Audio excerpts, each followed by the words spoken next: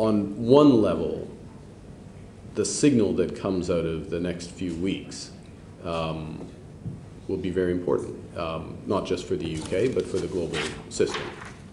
Are we moving to a sharper period of de-integration, or is a form of integration possible? And if so, what form does that integration take, that new trading relationship take? So there's a short-term conjunctural, if I could use that technical term, issue with Brexit, which is highly relevant for the UK, very relevant for the EU, but also relevant for the global trading system and therefore the global economy. Then there is a medium long-term issue, which is the form that that agreement takes, and in various areas, particularly in financial services, again, staying directly where we have direct interest.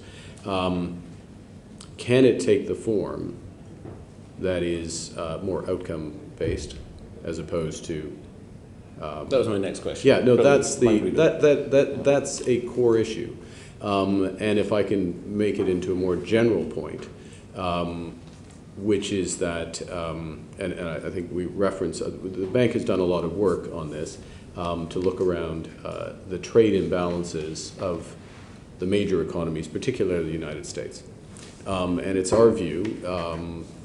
And it's not just an opinion, it's backed up by the analysis, but that the U.S. cannot materially reduce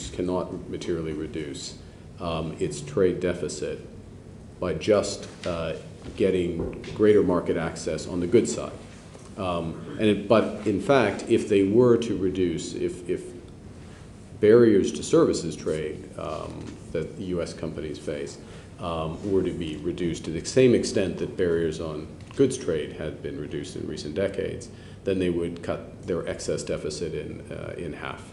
Same happens to hold for the UK as well. And services, in many respects, if you take a longer-term perspective, services trade is, Professor Haskell is one of the leading authorities on this. The economy is dematerializing, it's becoming more intangible-based, it is more services-based, and trade, if it is going to continue to grow, is going to be more around services.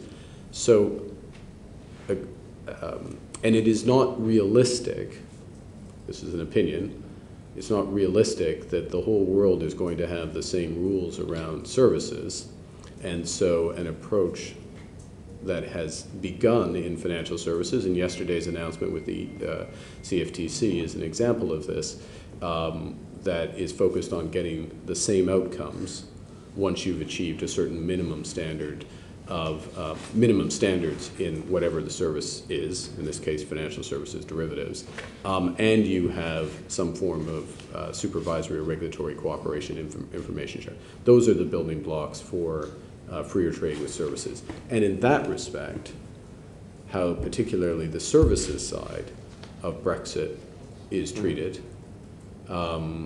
is hugely important for the United Kingdom because it's the biggest part of our economy and fast growing, but potentially points the way to, and this sounds slightly grand, but a new form of globalization.